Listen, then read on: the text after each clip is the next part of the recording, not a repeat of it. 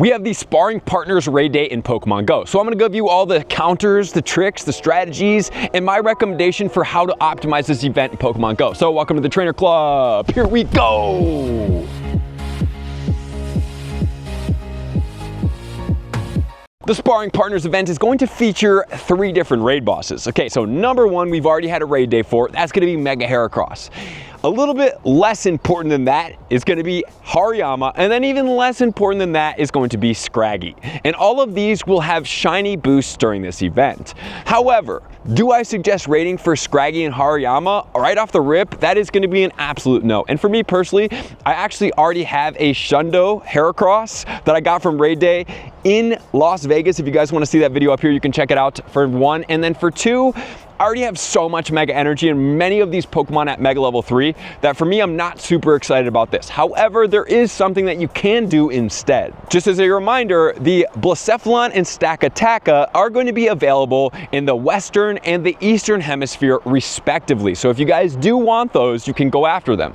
This is exciting because the shinies are debuted in the game. Not only that, during this event, the bonuses are going to be increased shiny odds that I talked about, up to 5 additional free raid passes when playing, so please make sure to at least go and do your free ones, and if you do need the Heracross energy, please make sure to complete that. And then finally, we have remote raid pass increases. That's going to start on Saturday at 5 p.m. Pacific Standard Time and go all the way through Sunday at 8 p.m. for a grand total of 27 hours worth of this. So what I suggest you guys do here is, even if you don't want to do this, is use your passes, maybe on these, but if you guys do want to remote, guys, remember, you have the extra passes. So the Stakataka and the Blacephalon are going to be easier to be able to raid for during this time. So maybe you're like, well, 5 raids just isn't enough. Well, if you want 20 this weekend, you can do so. So I do plan to live stream this, so I hope to see you guys out there on Saturday and on Sunday. It's going to be a fun time, and hopefully we'll get the shinies. And then, as always, there's the $4.99 add-on ticket that's going to get you 8 additional raid passes. It's going to get you increased chance of getting XL rare candy. It's going to get 2 times Stardust coming from the raids, and finally 50% more XP when raiding. So there's some more incentives for you guys. And this event is also layered within the other event that's going on. So the Spring into Spring event has 2 times lucky egg duration that you can use during this time. So you only need 3. And then if you party up, guys, it's going to be much easier to be able to get all of your premium items put on. So please make sure to stay on top of this. And all of these Pokemon will get the new move of Upper Hand. This is a charge move that's going to do 70 power during Trainers battles and a chance to lower the opposing Pokemon's defense by 1 stage. And then gyms and raids, it's going to get 50. Do I think it will bump it up? I don't know yet. We will see coming out soon, because right now Heracross is actually the 2nd strongest Pokemon in the fighting category with the Mega, and that is going to be behind Lucario. Lucario is quite a bit ahead of it, but still something to note. So we'll see where this does go. And there's also going to be a free timed research, so please make sure to participate. That's going to give you 10,000 Stardust and other things. And remember, we are getting the shiny boost. Okay, so as far as these Pokemon go, Heracross is going to be fighting as well as bug. It's going to be double weak to flying. So using flying types is going to be the best thing for you, except the only thing you're going to have to look out for is going to be Rock Blast. That is going to be a move of this Pokemon. So if it does have Rock Blast, just know that your flying types will get beat easier. That doesn't mean I wouldn't use them though. And depending on which one of these Pokemon you want more XL candy for when you're raiding, you can use either the Mega Blaziken, which is going to be a fire and a fighting type combination that will do Heracross if you're going for it, and it will also cover Blacephalon. Or if you want to use the Mega Lucario, this one will cover Stakataka because the rock and the steel typing, and then it will also cover the Heracross and any other fighting types that you have during this time.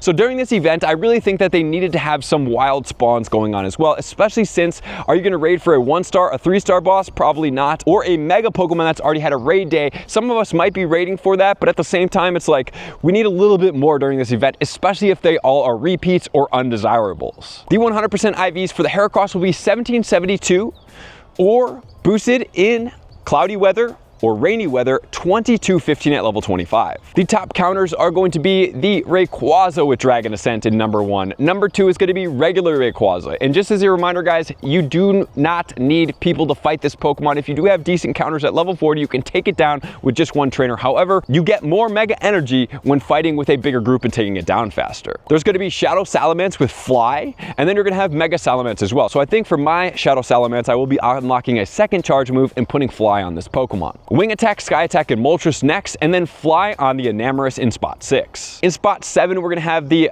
Oblivion Wing and Gust from Yveltal, and Fly on Shadow Staraptor in 8. And if you do want a budget counter in 11, we have the Salamence with Fly. Most of us should have plenty of Salamence at this time. And if you guys do want to keep going down the list, you guys can check some of these other counters out. And also, if you do want the Scraggy 100% IV 784 or boosted in cloudy weather or foggy weather at 980. And the Hariyama is going to be 1616 or boosted in cloudy weather at 2020 at level 25. And then for the Stakataka, 1882 will be the Hundo, or it's going to be boosted in partly cloudy weather or snowy weather at 2353. And then the Blacephalon will be 1884, so very close 100% IVs. And the boost will be in sunny weather or foggy weather at 2355. So for this day, what's my suggestion is put on a fighting mega that's going to match whatever you do. Do some remote raids if you do desire that. And if you don't, more than likely the Blacephalon and Stakataka will be featured in events at some point and you'll be able to get it. And if you don't care to remote raid, totally fine as well. And if you do need Mega Heracross energy, you want the shiny, this is a great way to do it. As far as the Hariyama and the Scraggy, I don't suggest raiding for those. I just don't find it useful. I mean, yes, it's cool to have a shiny, but to pay for a shiny premium in the same raid pass system that you could be getting a Rayquaza, a Mega Heracross, I don't see it fit. But if you guys do want to do it, please make sure to do it all. But I just want to give you my thoughts and opinions from a game perspective and for what's worth it for you guys. Because eventually there will be events that they will be featured and probably you will get the shiny. And if not, these featured shinies have been out for quite some time, so somebody should be having one. And on a calm day with a best friend, you can get it for 20,000 Stardust. I'd rather have you spend 20,000 Stardust and go and play a calm day or a Spotlight Hour with boosted Stardust really hard than spend your time, energy, and effort raiding for these Pokemon. But remember, you have 5 free passes, one if you bring in from Saturday, and that's something that you can use. So thank you guys for being here as always. Love and appreciate you guys. To all my likers, comments, subscribers, Patreon members. Everybody takes your support, subscription, participation to myself. I'm gonna see you guys out in the next video. Peace. I want to take this time to thank everybody who supports me in every facet. It means the world to me, and an extra special thank you to all my Patreons. I greatly appreciate the extra support to continue to allow me to pursue Pokemon Go full time, allowing me to create my daily video uploads in the most timely fashion for everyone's benefit. Plus, I get the amazing experience of sharing my creative processes behind the scenes and raiding all around the globe with select upper tiers. Thank you everybody for being a part of the Trainer Club. You all mean the absolute world to me, and I will see you guys out on the next video.